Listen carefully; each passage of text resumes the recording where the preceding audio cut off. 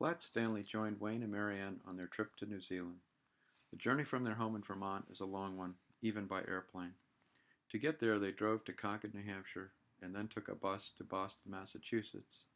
From there, they could get a direct flight to Los Angeles, California, and then the trip really began. They transferred to an even bigger plane for the 13-hour flight across the Pacific Ocean to Brisbane, Australia. After one more switch, they boarded another plane for the final flight to Christchurch, New Zealand. One of the ways people keep track of where they are on our planet is using longitude and latitude coordinates. It's how the GPS in your car works. Their home in Rockingham, Vermont is at 43 degrees north latitude, and Christchurch is at 43 degrees south latitude, which means they cross both the equator and the international dateline for the first time. What does this mean in practical terms?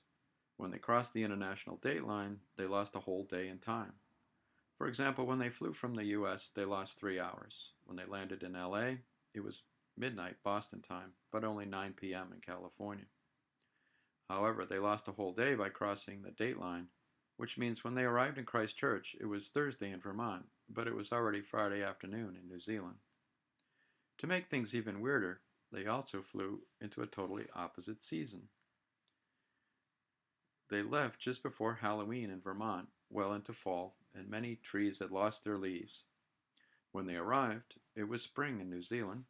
Trees had new leaves, and the spring flowers were in bloom everywhere. They learned in school about how the seasons are caused by the way the earth is tilted, and we have summer or winter depending on when we are tilted toward the sun or away from it. Because New Zealand is as far south on the planet as Vermont is as far north, we have exactly the opposite season. Even though they knew that, it was still pretty strange to experience it. The days were several hours longer again, and by Christmas it will be summer in New Zealand. Other things are very different too. People speak English in New Zealand, but they don't use the same words as people in the United States. A cooler is called a chili bin, and while Kellogg still makes Rice Krispies, the company calls the cereal Rice Bubbles. And a grocery cart is a trundler.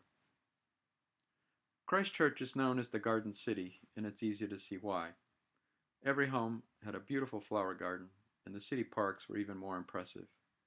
Hagley Park is probably the best one because it has a botanical garden inside it. While there are many unusual and exotic plants, some are also familiar. For example, azaleas of all colors were in full bloom. As we walked in the park, we stopped to admire the Peace Bell, put there by an international group working to create peace in the world. We walked on through the park to get to Canterbury Museum. The exhibit opens with the first people to settle in what is now New Zealand. They were a Polynesian people called Maori, who left their South Pacific homeland more than 1,000 years ago on voyaging canoes and called their new land Aotearoa, the land of the long white cloud. Needless to say, they liked this place as much as people do today and stayed on to develop a thriving society. The first European to see New Zealand was a Dutch explorer, Abel Tasman. In 1642, he sailed by and claimed the land for the country of Holland.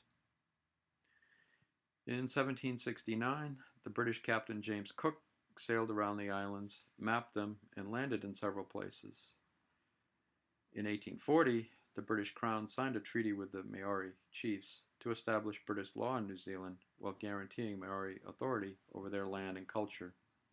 Christchurch was settled in the 1840s when a group of English immigrants arrived to make a permanent settlement.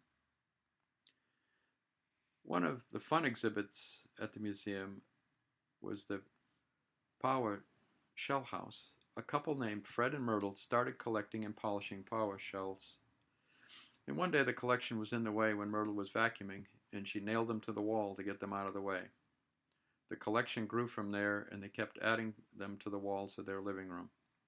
They opened their house to visitors, and before they died, over 1 million people had come to their home to see the collection. Now, part of their house and the entire collection of shells is on display for more people to enjoy. Christchurch was hit by a horrible earthquake in February of 2011. Thousands of people from all over New Zealand sewed hearts and sent them to Christchurch in a show of support. Walking around the downtown area is very difficult because of all the workers tearing down damaged buildings. On Tuesday, February 22, a magnitude 6.3 earthquake struck the city at 12:51 p.m. and it stopped the clock in this clock tower. Many streets are still fenced off because of the danger that parts of the damaged buildings will still fall down.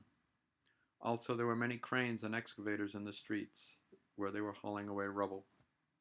The ski shop where Zachary works had some damage but was able to stay open.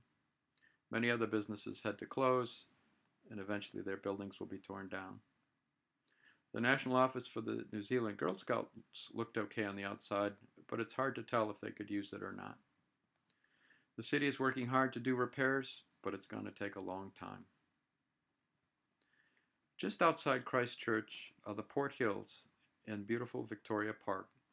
Named after the English Queen, New Zealand still has many close connections with the United Kingdom. From this playground, everyone has a great view of the city below and the sea and mountains beyond. A tramp, or a hike, along a busy track, which we call a trail, led to the sign of the Kiwi and a look down the other side of the pass. Continuing on up the track, we crossed into a field of sheep and finally reached a high point where we could see in all directions. Christchurch is on the ocean, and the suburb of Sumner has a long beach. Sadly, there was a lot of earthquake damage, and some houses were destroyed when the bluff collapsed. Hundreds of shipping containers have been stacked up to protect the road from falling rocks because of frequent aftershocks. Someone covered this container with a mural of a striped elephant, a fun reminder that Christchurch will rebuild. Meanwhile, the beach was as beautiful as ever.